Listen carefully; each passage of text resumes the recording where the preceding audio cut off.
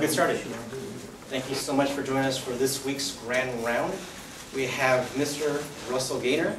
He's a much respected social worker who gathers in his education from UT Austin and UT El Paso.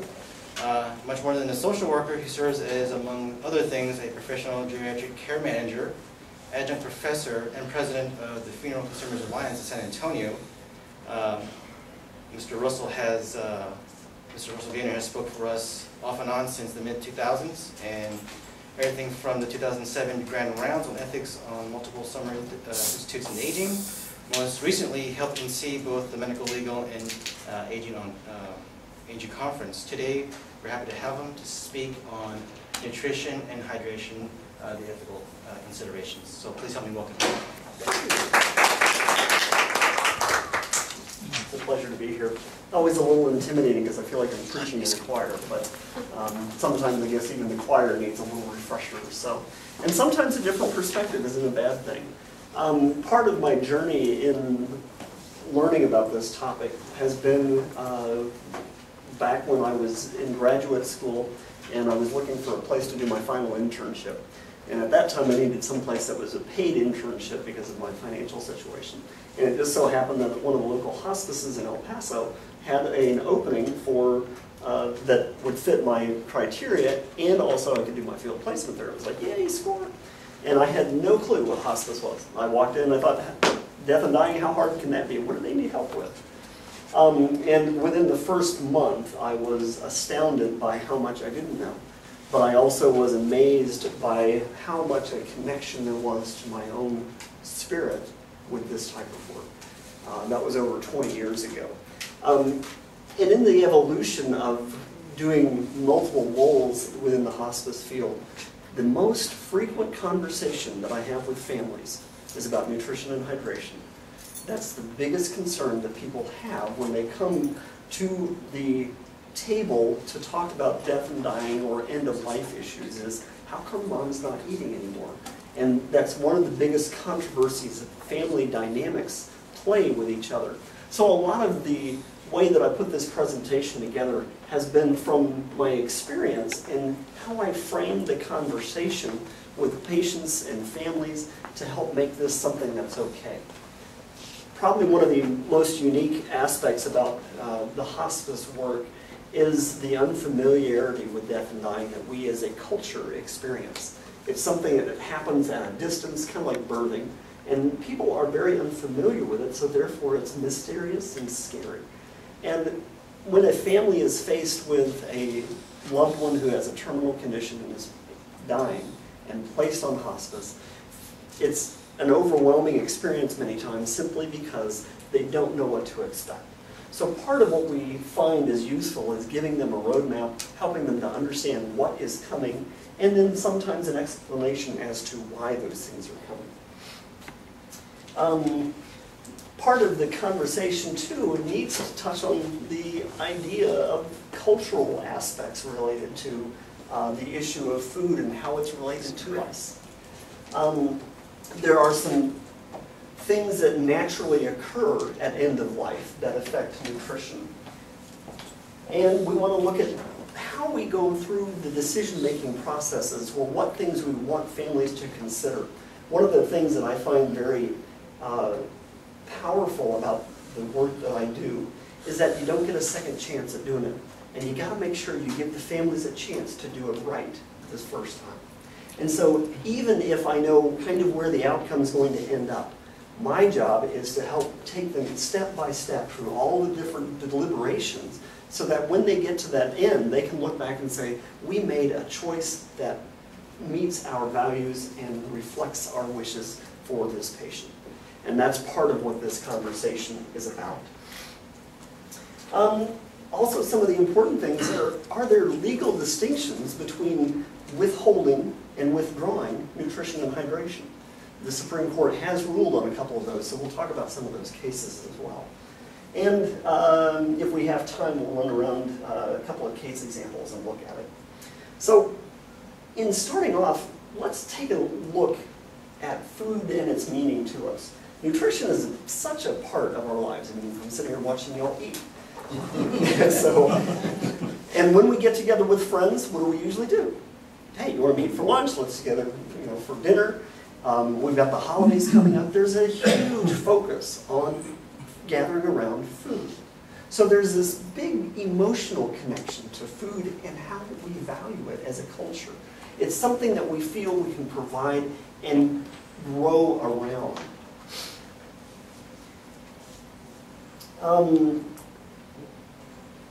The social aspect of eating. If I had a preference between eating by myself or eating with friends, 9 times out of 10 I'd want to eat with friends. It's not something that traditionally we do by ourselves. Also, psychologically, there's a lot of connections that we have to food. Let me get some feedback from you guys. When you're sick, or maybe even growing up when you were sick then, what is it that your family does that is associated with food and illness? Chicken soup. Chicken soup, okay. What else? Well, they really just try to feed you to give them a sense that they're doing something to help you get better. Okay. So you find comfort in watching you eat even when you can't eat. Right. Right. So there's this big connection with my identity as a compassionate person with my ability to provide and nurture you as somebody who's infirm. So that's a huge part, especially when we tie in the whole end-of-life conversation. Our culture places much emphasis on the meaning of meals. I haven't done extensive research, but do other countries do calorie counts on their food? I don't know. I don't think so. No, he's saying no. Okay. So, yeah. Yeah, so, I mean, think about all that it took to have organizationally this practice in place that says we are going to count calories and nutrition content and fat content, yada, yada, and put it on the label of what you're eating. And it's such a pervasive issue that most restaurants have some way of identifying what their calorie counts are too. So there's a huge impact that the culture has on food, or the lack of nutritional content as well. We've talked about preparing meals for a sick family member. This is a lot of times very ritualized too. I know that with my, one of the rituals that my grandmother had that I hate to this day, but it was when you were sick, she gave you milk toast. Anybody had milk toast before? Yeah, okay, yeah, yeah. I loved it. Yeah. Because cinnamon on it. Cinnamon is Okay. sugar, and it was See, my grandmother missed that part. So milk toast is a piece of unbuttered toast, or the way it was served to me, a piece of unbuttered toast on a little saucer with warm milk poured over it. And that was supposed to be gentle and nurturing for you. And I just went, ugh. I know some of my colleagues, when I've done this presentation, we've talked about what they do in Germany and some of the Slavic countries. Protein is important when you're sick. So they will do a lot of meats and other types of protein as well. So are there any other cultural connections that you have had with food, maybe in your own families or own experiences? Tea. Tea. Okay. Yeah, that's a nice, warm, nurturing thing. Let me make you a cup of tea. Well, not just tea. When you're sick, in our culture, we'll put sage, dried sage in the tea. I'm Okay. not sure if you've ever had that. Maybe Dr. Holcomb. No. Well, of course, tea is ubiquitous. Yeah. The rest of the world. Right, right. And especially chamomile teas. Yeah, that's very popular for soothing someone. Peppermint teas if you're upset stomach, digestive issues. What about bringing food when somebody dies? Ah, yeah. Now we're getting into another meaning of it altogether, or weddings. When there are big events where there's a tragedy, what do families do? They gather around with food. It's a way of showing compassion. It's a way of showing that I care. So that's certainly, and I think you were picking up on that, it's ritualized and used as a means of communicating love, concern, in a direct and nonverbal manner. This really is fascinating to watch at end of life then, because all this emphasis on food, and I have somebody that's in my custody or care, I'm responsible for taking care of them, and I want them to eat. And when my family comes in town and they see my mom and she's lost weight or she's not eating, they automatically assume I'm not doing my job. And so there's this big elephant that comes in the room suddenly because you're not taking good care of mom, because otherwise she would be eating. Or patients in the nursing home who suddenly start to decline and lose weight, and it's assumed that the nursing home is not doing their job. So there's this misunderstanding of the biological factors that go into end of life. We also see local preferences for eating when you're sick, and they confer special meaning to the illness as well. We've talked about some of the milk toast. Menudo is very popular in this area, and Jose's going, yeah. When a person is at the end of life and refuses to eat or drink, it creates this dilemma for the family members, and it's difficult for the loved ones to know how to respond. So part of what we do then is we talk and we do some education for the families, and we talk about what some of those common factors are as to why there may be a decrease in appetite. And it can be everything from medications that they're taking. Chemotherapy often changes palate, changes the way that things taste. You may have obstructions or other tumors, or just generalized weakness and fatigue. We also recognize that there are some factors based on the disease-specific illness that lead to a decrease in appetite. You can look at dementia and Alzheimer's. We'll talk more about that in just a minute. Stroke, cancer, pulmonary diseases, HIV. Patients with certain types of cancer may lose their sense of smell or taste. Pulmonary patients may expend much energy on eating and become short of breath when they eat, so it's harder for them to eat. Patients with dementia may forget how to chew and swallow or choke. Also with dementia patients, we know that one of the very first signs of dementia is a loss of the olfactory sense. So that's a very interesting connection. So that's one of the things that they're looking at in early detection. Part of the conversation that I have with families when we have a cardiac patient is the amount of workload on the heart after you eat a meal. I think the statistics are 60 to 70% of the blood is redirected to the abdominal area to aid in digestion. And that's why after we eat a meal, there's this period of letdown. You're just going, and you feel really tired or sleepy because your body's working hard to digest that meal. What happens is when the heart is compromised already, the body says, I'm reserving what energy I have for vital functions. And that's blood pressure, heart rate, breathing, body temperature, those types of activities. But in that list, we don't talk about eating. So eating is not important to the body because it's not considered a vital function. So when you have a heart patient that's got a compromised heart, it's harder for them when they eat because it puts more strain on the heart, and therefore the body naturally says, I'm going to shut that system down because it's not necessary at this point. So sometimes having that conversation and families start going, oh, I get it. It's a response to the disease.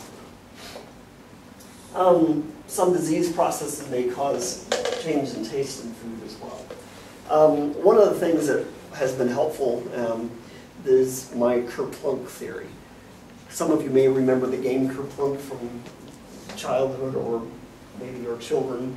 It's this vertical tube that has holes in it, and you put pixie sticks through, and then you pour marbles on top of that. And the idea of the game is you take turns pulling each stick out. And at some point you pull a critical stick out and some of the marbles drop. Now this I relate to the disease of dementia or Alzheimer's. The brain with all its multitude of connections, and suddenly we go in one by one and we start removing some of those connections, and pretty soon you get a critical connection and you lose some of your marbles. But you still play the game because it's not over yet. So when we talk about this, I knew you was saying that.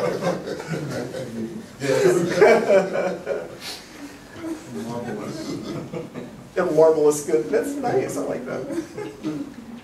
So when that happens, the body says, you know, I'm not designed to function this way, and I need to start turning myself off. And the very first system that gets shut down is the digestive system. And eventually, another one of those connections, a very critical one, is lost, and the ability to swallow goes away. And that's a response of the body biologically to the disease. And as I walk families who have someone with dementia or Alzheimer's through that process, and they suddenly go, oh, well that makes sense. All this time I thought Dad was being obstinate, or Mom was, being hard-headed, or she was, just playing games, or maybe what I see a lot of times is they blame nursing home staff. They'll eat for me when I come, and that's because you make it a game and they recognize your face, and there's some Pavlovian responses going on there.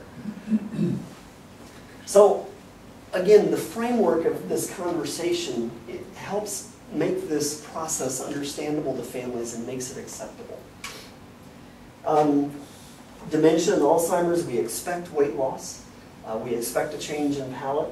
One of the interesting things in the palate change is very often you'll find that the dementia patient toward the end will only want sweets. My understanding of that is that the body needs the most bang for its buck. And if you eat a lot of good, healthy, nutritional food, it takes a lot of processing and digesting in order to get energy out of that. But if you eat sugar, it's converted very quickly. So therefore, if I crave sugar, kind of like being pregnant, it's easy for me to convert that into energy and I don't have to work as hard. There are a lot of parallels that I make in this conversation about labor and delivery and end of life. We have a due date that's not specific, but as it gets closer, we can get a better idea of it. It's a natural process. It doesn't need medical intervention, but it needs monitoring. We don't have to do anything to help it along. We just have to follow it and make sure nothing complicated or unnecessarily painful occurs. And that's it.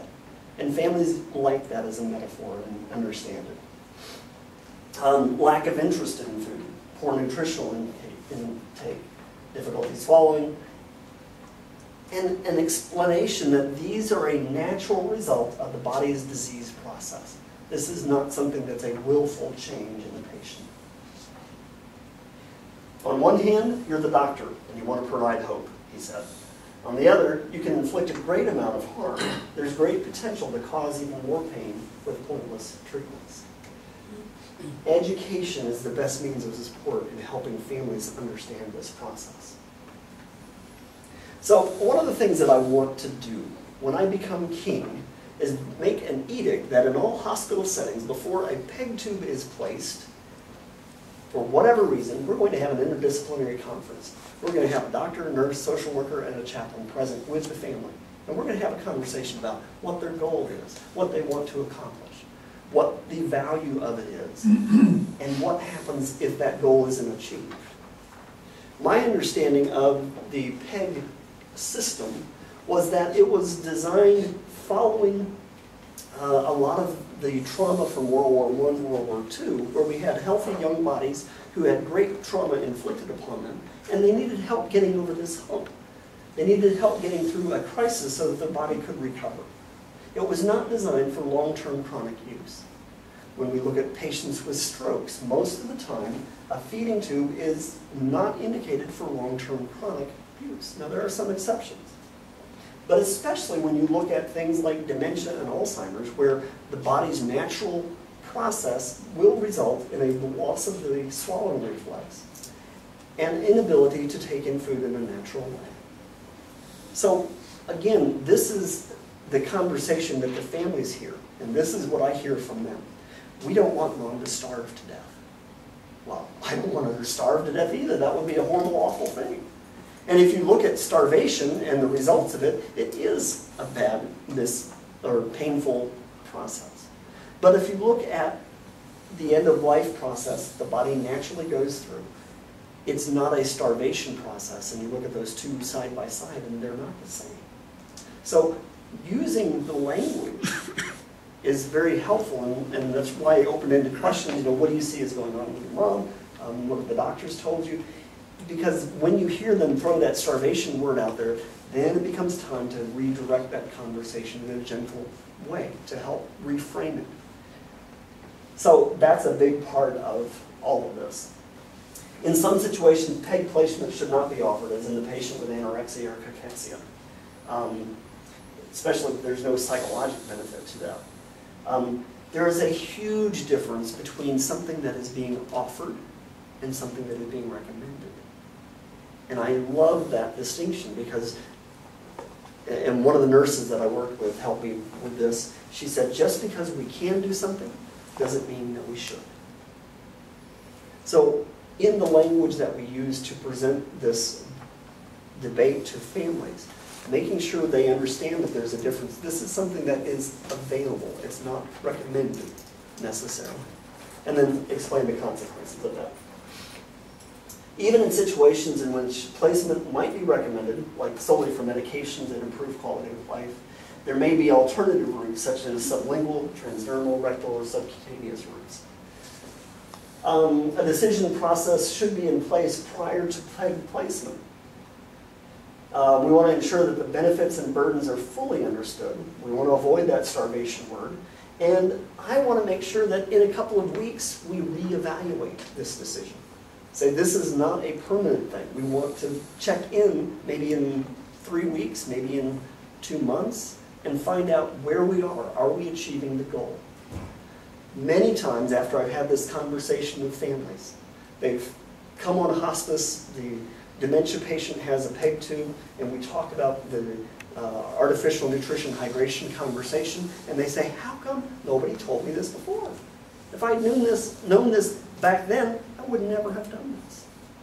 And it always breaks my heart that because the decision to withhold this treatment is harder than the decision to provide it at the very beginning anyway. So some of the questions that are helpful. Is the patient uncomfortable now? Why do we think that we need to offer this treatment? Are they uncomfortable? Could you tell if the patient were uncomfortable now or later? If they, because a lot of the conversation that families have is, I don't want mom to suffer. Okay, the next question has to be, tell me what suffering looks like. So I know what to follow up. So we know where their thoughts are in that process. Would the situation be clearer if we tried tube feeding for a week or two? And a lot of times that gives them psychological relief to say, okay, so we'll drop an NG tube, we'll try it for a little while, see if that has any beneficial effects. And if not, then it's easier to withdraw. My favorite question with the families is, if your dad could be here now when he was in his best mind, and he could see himself in this state, what do you think he would want? And if tube feeding were not readily available, would families still want to seek it? Sometimes they do it simply because it's the next thing on the checklist. Sometimes they do it because, well, the doctor never said that we couldn't. And isn't it unethical if I don't? I mean, aren't there, maybe they have religious convictions that would prohibit that. So, how to respond? What about the patient who's not eating enough to sustain life? Or they're wasting away, or losing a significant amount of weight, or not interested in eating, or in a vegetative state? The choices that we have, and the language that I use is very intentional. and I'm going to segue for just a minute because I want to talk about the language of medicine. It's very adversarial, just like our legal system. In our legal system, you have a case that's someone for and someone against. In our medical system, we talk about diseases, and we're going to beat this disease. We're going to win the fight over cancer. Well, if you can't beat it and you can't win, what's that make you? Yeah. And who wants to be a loser? Where's the choice in that? Just the way that we talk about it doesn't give them an option for framing it differently. And since I'm on this segue, I'll hit you with my favorite one. Do not resuscitate. I want you not to do something that has potential to be beneficial to me. Well, of course I want you to do everything you can. So in the language that we frame a DNR order, you're framing it as a negative. Don't do something that could be helpful.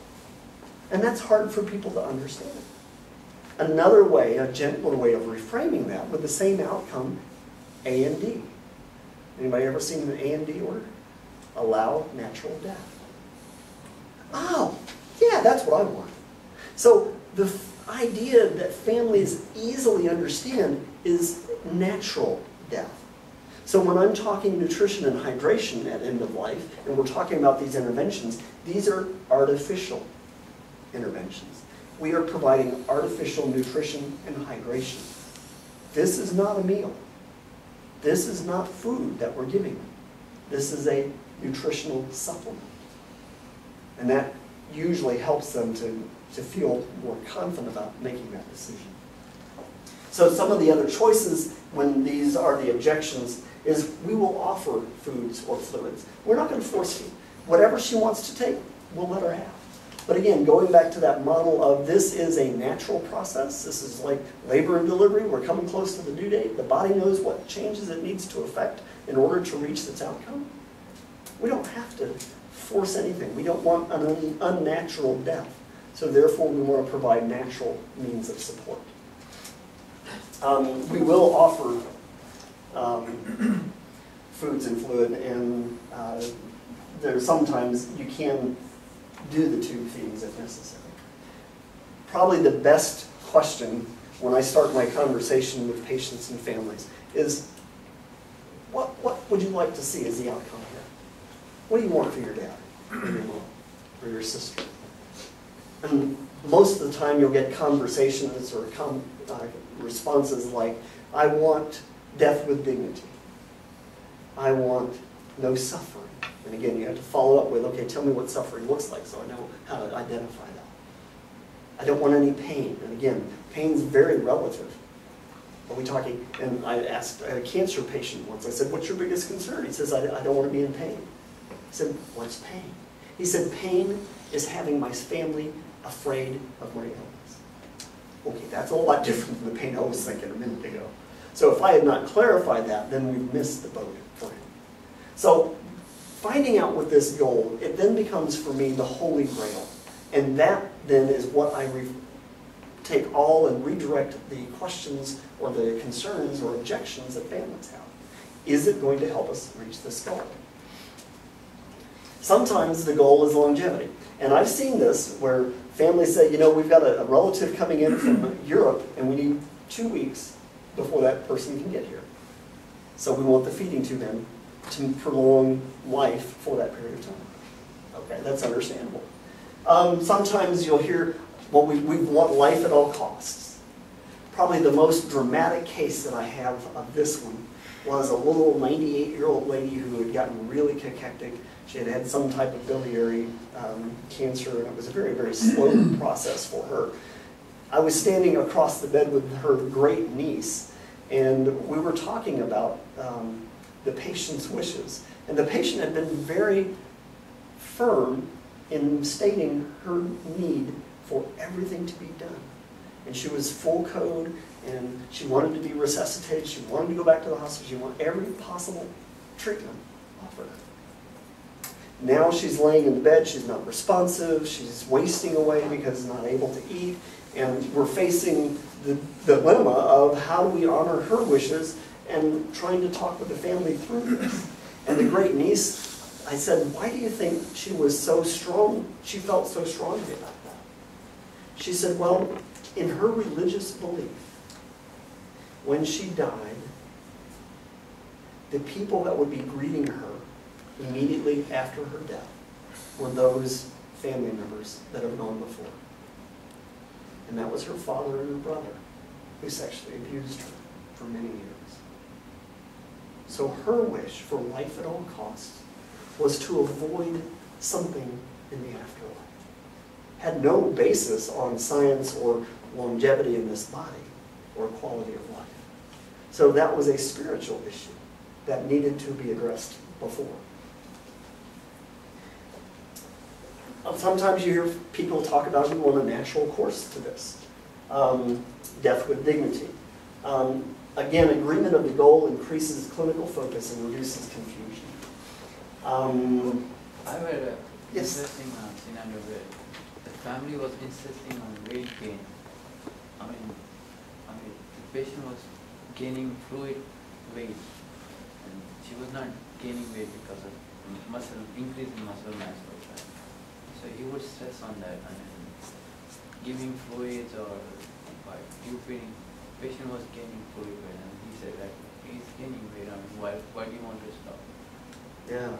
So he was saying that the patient was gaining weight, and that was what the family's focus was on, is we want him to gain weight. So they had all this artificial interventions of being applied, and that's what was the weight gain. And so they were saying, well, why do we want to withhold this? Because that's what's keeping him healthy. That was the connection they made. But then my question would be, is that actually weight gain, or is it third spacing and it's producing edema? At end of life, it actually starts, it has to go somewhere because the body doesn't need that extra fluid, and it'll go into the lungs and you create a lot more congestion, and it's possible to develop pneumonia and even drown in that fluid. And that's a horrible, awful result. So again, talking about this as a natural process may have helped to reframe that for the family, that the body's natural approach to end of life is to turn these systems off to make it more comfortable as it approaches death. Sometimes if the patient can't make the decision, we have to look to the family. This can be a very difficult burden sometimes. There may be emotional or spiritual struggles about letting go. They may have concerns about the ethics of it or the legalities. The struggle is understandable. We're letting go of something and someone in a relationship that can never be recaptured. So helping them to understand the difference between feeding by mouth and feeding by tube. Feeding by mouth is a social thing. It requires active participation. Feeding by tube is a medical intervention. It's not something that's natural. Other medical interventions could be CPR, mechanical ventilation, and antibiotics. IVs are a common method of artificial hydration, especially in the hospital. In the hospice approach, because we want the least invasive techniques used, we're not big fans of IVs. If that's what the family is insistent upon, it is possible to do those. But a lot of times our physicians will say, we'll do it until I see it's contraindicated, that it's causing more complications. And families sometimes are okay with that. Again, it's an emotional need that we're trying to meet with them. There are disadvantages. It's uncomfortable in the insertion point. It has to be changed frequently. Gosh, one of the most difficult, ethically challenging cases I had was a patient who was at home. Her daughter had been a nurse and was taking care of Mama. And Mama was probably in her early 90s, means the daughter was in her 70s.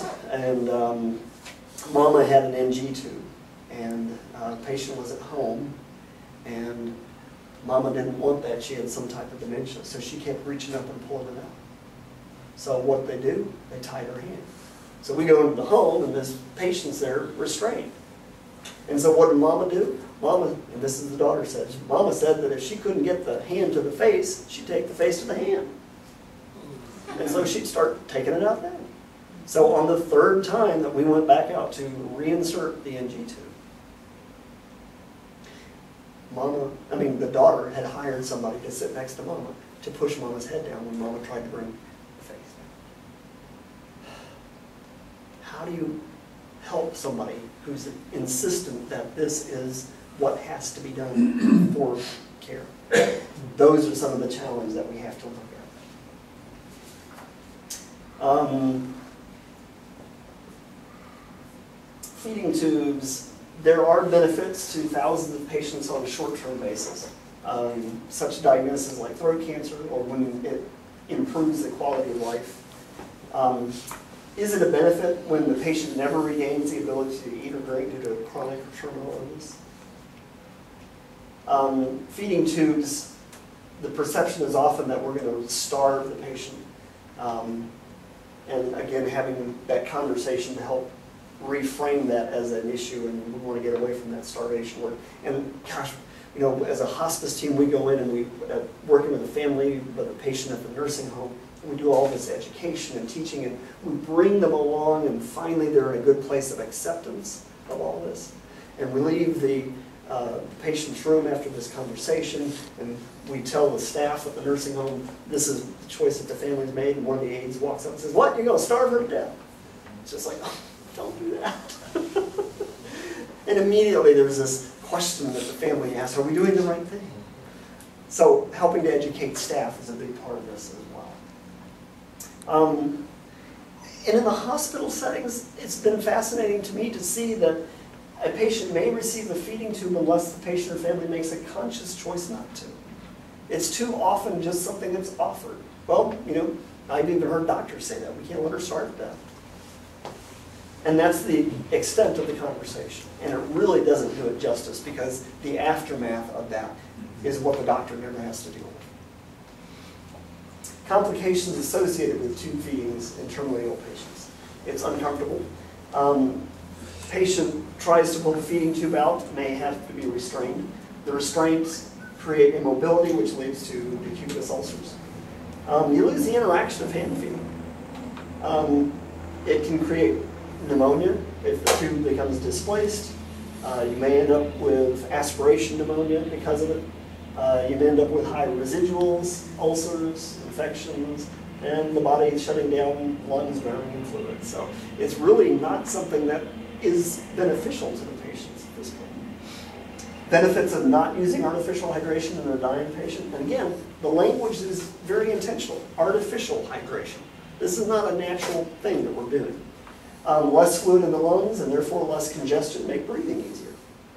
You don't have that rattling or congested sound. Less fluid in the throat, and therefore less need for suctioning. Less pressure around tumors, and therefore less pain. Less urination, and therefore less need to move the patient for changing in the bed and risk of bed sores. There is a natural release of pain-relieving chemicals as the body dehydrates. Some have even described it as a mild euphoria. This state that comes with no food intake also suppresses appetite and causes a sense of well-being. Less fluid retained in the patient's hands and feet, and the whole body in general. Forcing fluid into a person's body who is shutting down can create an uncomfortable buildup of that fluid. So there's an idea called terminal dehydration. Burdens, well, it does cause a dry mouth, and patients oftentimes will express, I'm very thirsty, or they want moisture on the lips. Those are symptoms that are very easily addressed. For patients who have liked coffee all their life, we say make some coffee, put it in ice trays, freeze it, we'll break it up in ice chips and feed it to them. They love that. There is medical evidence that's quite clear that dehydration in the end stage of a terminal illness is a very natural and compassionate way to die. Stopping artificial nutrition or hydration. Withholding or withdrawing artificial hydration doesn't mean we're stopping our care.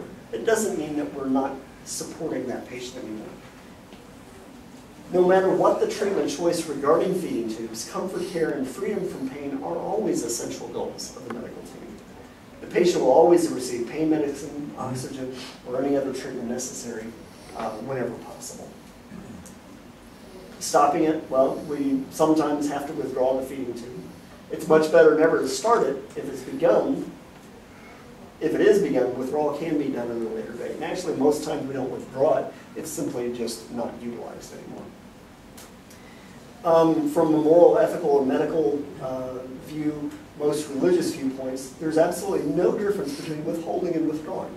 But there's a world, emotionally, there's a world of difference between those two. And one of the important things is in nursing facilities, a change in this treatment plan requires a change in perspective. So now we have to help the staff and facilities understand what these changes look at. So some of the questions that are hopefully posed to families then. Is the patient better off with this intervention?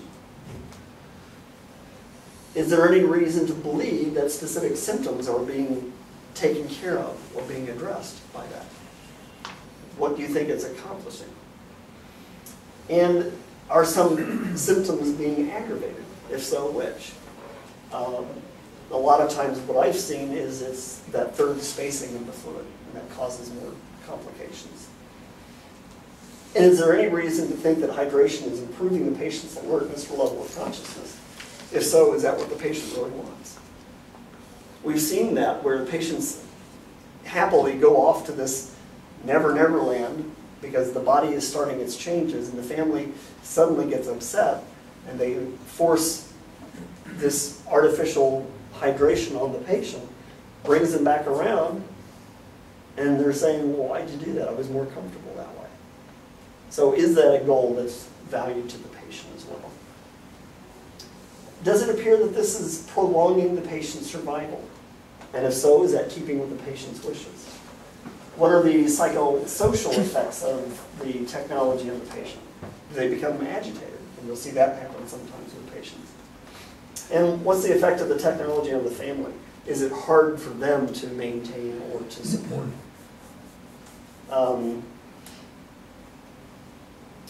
In the dementia patient, tube feeding, there's a risk for aspiration pneumonia.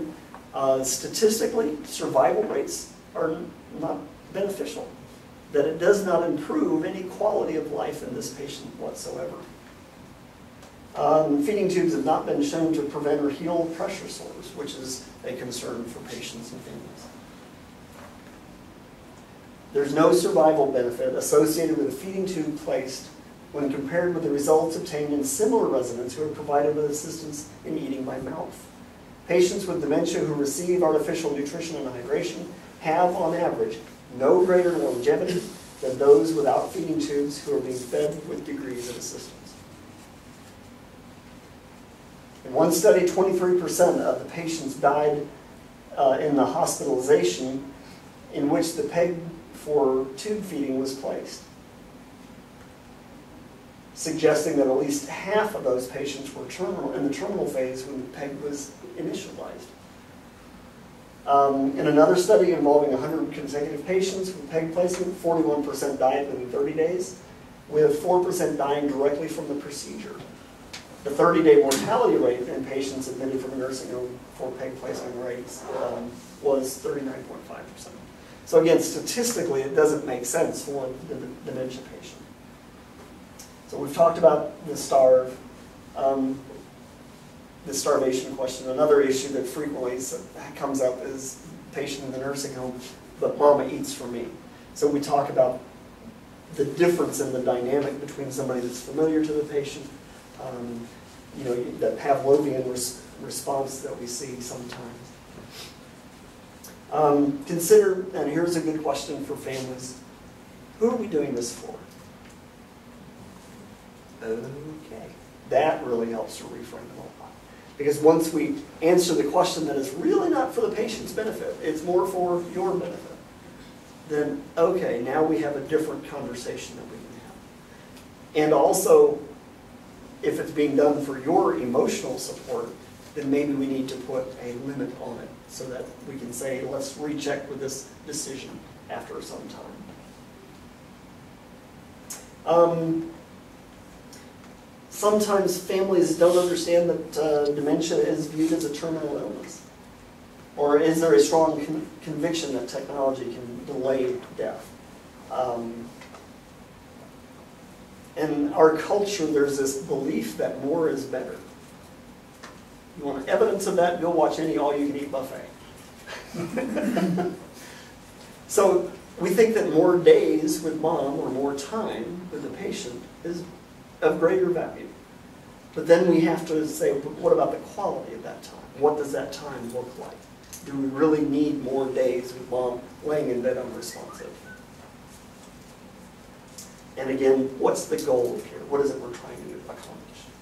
Some of the legal aspects, in some situations I'm running across professionals who have lack of knowledge about the law, which leads to these fears that I'm going to make a mistake and then have a lot of liability. It's really helpful then to make sure that as professionals we're well versed in some of the legal aspects. Susan Ann Quinlan was a case that went to the Supreme Court back in 1976, in which the court authorized termination of life support in a patient with a persistent vegetative state. The courts have realized an important distinction between killing and letting somebody die. There's a difference in intent there. This has enabled the patient's wishes to be upheld without the patient or care provider being held criminally liable. Artificial nutrition and hydration was not distinguished from other medical treatments that could be held in withdrawal. Since the Quinlan case, we've seen the Terry Schiavo case in our recent history. And the Supreme Court, and actually there have been like 4 cases that have gone to the Supreme Court. And each time the Supreme Court says the same thing. It's not illegal to honor a patient's wishes and withhold or withdraw nutritional or hydrational support, if that's their wish. But the important thing is validating that that is their wish. And that's what Terry Schiavo's case came down to. It came down to she didn't have any written advance directives. So advance directives are important, especially if we have them available. But what the case turned on was Terry had made a comment to a coworker back when she was working in daycare about a child that had come in and was on artificial feedings. And she said, I would never want to be kept alive like that. And it was that witness that was able to speak to Terry's wishes in that statement that made the court's decision easy. 1983, President Commission for the Study of Ethical Problems in Medicine and Biomedical Research expressed the principle that physicians are not ethically obliged to offer futile treatments. So then the question of what is the definition of futility came around. A treatment that fails to provide such benefit could be considered futile. Sometimes people feel if they stop a treatment like a feeding tube, they've killed the patient. The law does not see stopping these procedures as raising any questions of homicide or suicide. And no individual is under any legal obligation as an adult to take any medical care unless the disease is a risk to others. The natural progression of the disease is what prevents the patient from eating and drinking, and that's the important thing to reinforce to the family. It's natural progression. Stopping treatments that replace these natural functions only allows the disease to follow its natural course. So I'm going to stop here and see if there's any thoughts, comments, or questions from you guys. I have a lot of thoughts and comments. Please, I'd love to hear some. I mentioned that in my qualms today also. But I have a good friend who has metastatic breast cancers all over, and she's got pleural effusion, heart is, blood pressure is low, she's got, her voice is pretty much gone now because it's spread all over. Physician continues with the chemotherapy, but she says, I want to fight, I'm going to fight till the end. She doesn't accept hospice. She doesn't want to hear the word hospice. It means I'm giving up. And so she is just, she's suffering right now, really. She's been in the hospital 6 times so far within this year.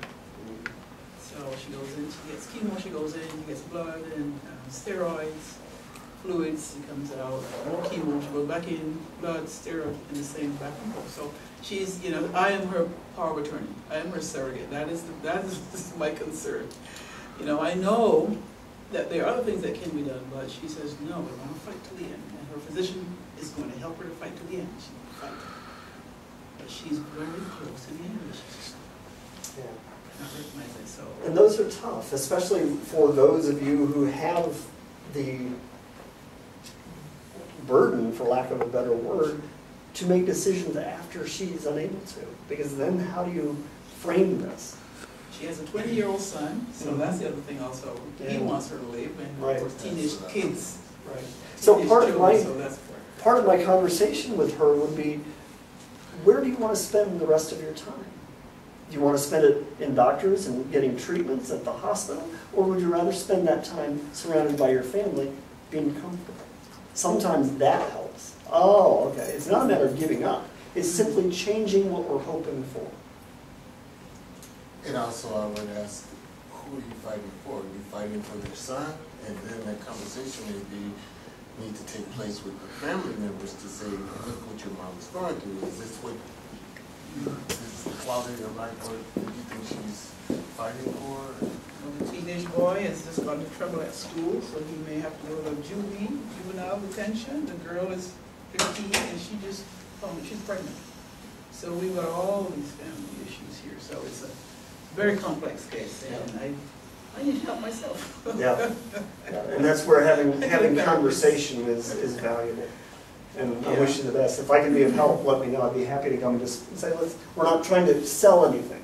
Right. I'm just trying to frame a conversation so that we know how we need to make choices that are coming up. Because you can't fight forever. At some point, the body's giving out. So would it be okay to put things in place for that time? That's a tough one. It's a tough one. Very tough. I appreciate your, I'm appreciative of your commitment to your friend. Thank you. I had a single dementia patient. The son, he would say the patient has touch of dementia. And then the patient was bedbound. He had bowel bladder incontinence and no memory, and his speech was basically yes or no. And then him saying touch of dementia, I mean, it bothered me because he doesn't know that this is all this that functions that he has lost as part of dementia. And when you're losing your ability to walk and bowel bladder incontinence, then you're the latest stages. Your functional sector is very low. I tried to explain it to him, but he thinks that dementia is not able to speak. Because he was saying yes or no, I mean, if you're saying yes or no 50% of the time, you're right when you ask a question. So he would catch that. And he said he just has a touch of dementia, why you don't want to feed him? 3 minutes. I tried to explain him the things that he has already lost as a part of his aging and dementia. And I was trying to stress that him not able to feed is a part of that. Probably the best resource that you could have would be your interdisciplinary team. Because sometimes I run into situations and I go, I don't know what the right choice is. But bringing the nurse, the chaplain, the social worker, say as a group, how do we want to address this? Somebody's going to come up with an idea that I haven't thought of before. So those are challenging. It's just that some patients don't notice other things that they have lost. They only fixate themselves on feeding, but the patient has lost every other function. Right. All right. That's it. Thank you all very much. I Great. appreciate it. Okay, if you haven't signed in, go ahead and sign in now. You'll be receiving a survey through the email today. Please fill it out. And please join us for next week's Grand Round. You're starting now?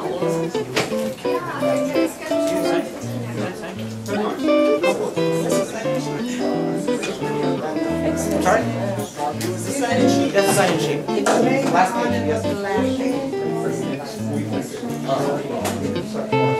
Yeah, when you sign in, What's up, buddy?